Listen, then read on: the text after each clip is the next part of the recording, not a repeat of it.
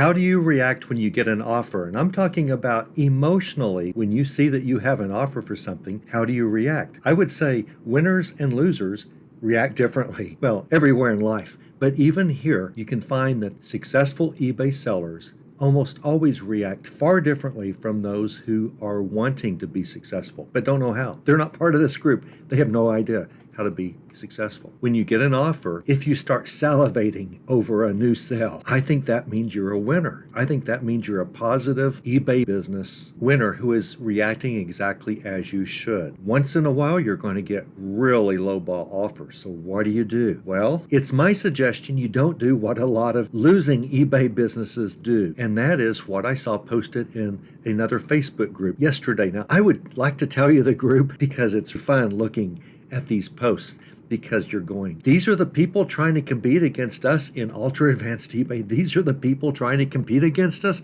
Good luck, Jack. Now, don't feel bad if you actually think you would react this way, because just a little bit more time here in ultra advanced on eBay, you're going to find that your reactions differ because you're going to take a long-term view. You're going to know that the long-term horizon is what counts. Little blips here and there are meaningless. You get a return, it's going to stop bugging you. It's just going to be what you do. Part of, hopefully you'll have fewer and fewer returns all the time, and you will if you do what we say here. But a return will not ruin your whole day. A return is just part of the process of making a lot of money. So are lowball offers. Here's what was posted in the other group. Let's read it, shall we? I just had a person offer $10 on a $62 item. Oh, heaven forbid. I think I'm going to block him and tell him that I did.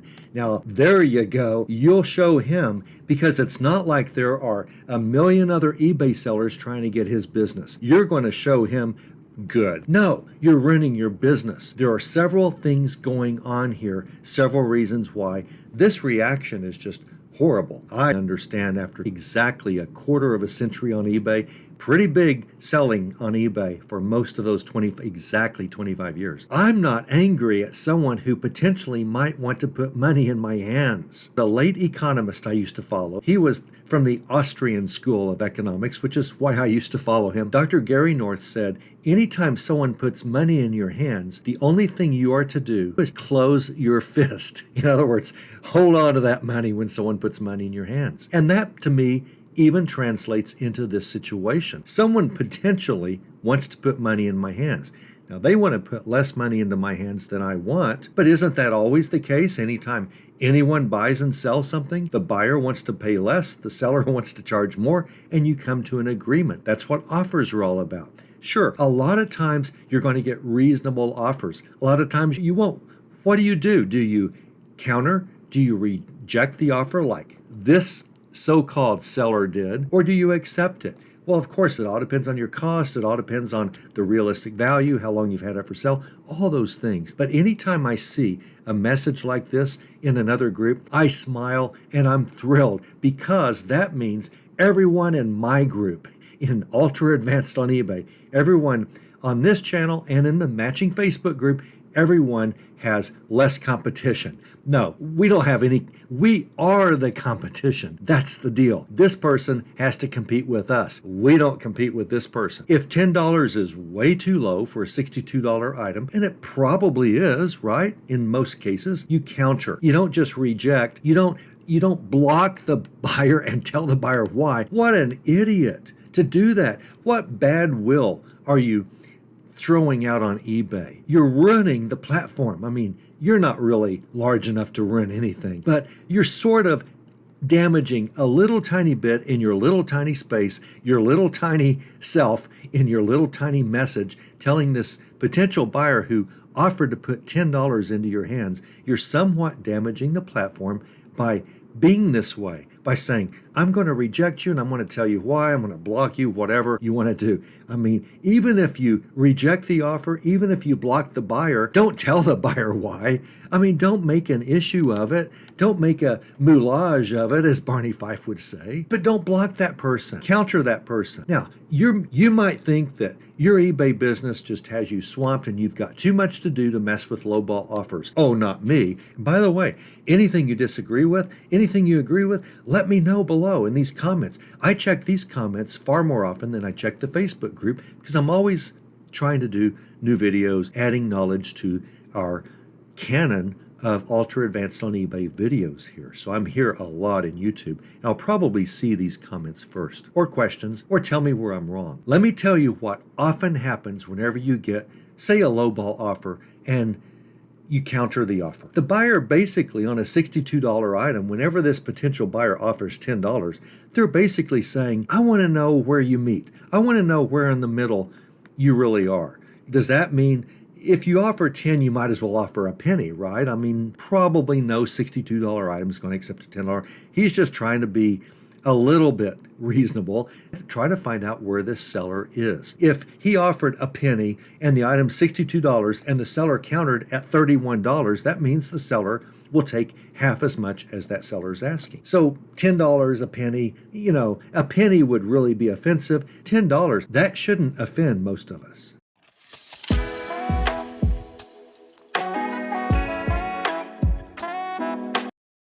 Now, if you just listed the item recently, you're far less likely to come down, very far from $62. I think you always ought to be willing to come down 15, maybe 20%. I really do. Of course, that means that you're buying properly. That means you hardly spend anything for inventory. That means you pay attention to our group, learn how to source right, learn how to pay next to nothing for things that you sell. In that case, you have a lot more freedom to accept lower offers than you do if you're, say, following Amazon's rule of maybe making 20% off whatever you invest. You pay $50 for an item and maybe you make 10. No, you pay $1 for an item and maybe you make 60 here, or maybe you make 25. So if you're buying right, you should be able to have a lot more flexibility. But there is something even better. Whenever you start countering with anyone who makes you an offer, whether they're really lowball, and I kind of now like lowball offers, you're going to find out why. You're going to start liking lowball offers too. Whenever I start countering, maybe they try to stick to their guns. Maybe I'll counter a $62 item that I've had for sale for a month and a half at $49.95 maybe, and the buyer thinks, okay, pretty good come down. I'll counter at $19, okay? And I might counter at $49.95.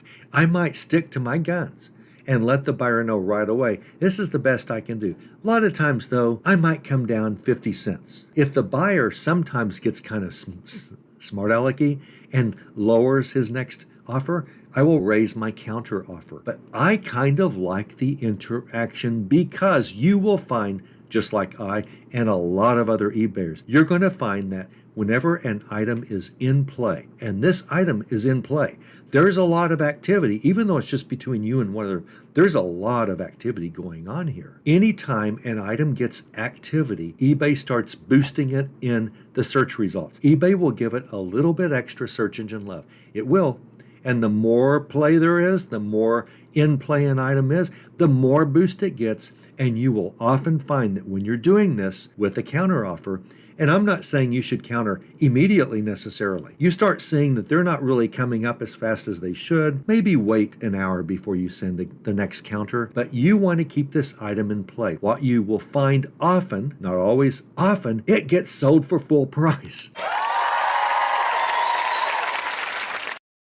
It does. Or it gets sold for an offer that's much more reasonable by someone else. Because as you're going back and forth with this lowball offer, eBay's bumping it up in the search results. Why in the world would eBay care? Why in the world would eBay do that? It's because eBay's algorithm, it doesn't know why the item is in play, but it knows that it is, and that's good enough for eBay to start bumping it up because maybe other people want this too. Let's say that you're selling a famous football player from the 1980s, their jersey, and that football player passed away last night. Well, you're going to start selling his jerseys. I mean, if you have his jerseys for sale, they're going to start selling, but a few people are going to start lowballing you, just trying to see what they can do.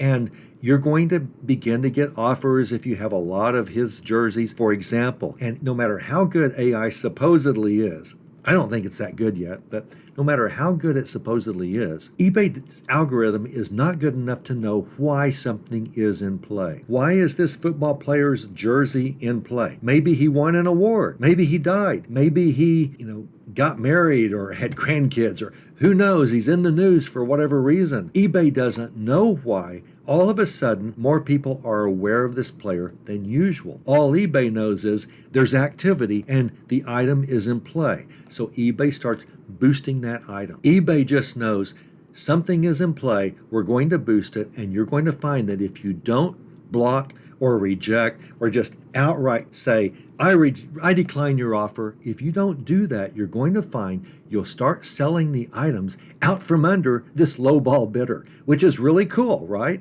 And you will make more money. Worst case, you two might come to an agreement. Worst case, you go to $49.95, you stick at $49.95 and say, this has only been for sale for 4 days, I just can't go lower. And then he'll counter again, and an hour or two later, you counter at $49.95 and say, it's only been 2 hours plus 3 days since I last listed this item, so I just can't go further. And I like to say it's going to be several more weeks before we can drop any lower than $49.95. I actually say that when I've just started listing an item and I'm countering at a reasonable price. Because if you allow offers on every item you sell, and you should, you need to accept offers. You need to make sure that you will accept something on everything that you sell. You can't just reject all offers. If you have offers turned on every item you sell, you need to accept offer. And you're going to find your offers make up a lot of your sales if you start allowing offers and you didn't before. But you're going to sell more full priced whenever someone starts lowballing you and you go back and forth. You're going to sell more items at a good offer price than you would have if you didn't start getting a lowball and go back and forth. You want to nurture this activity. It's good for your bank account.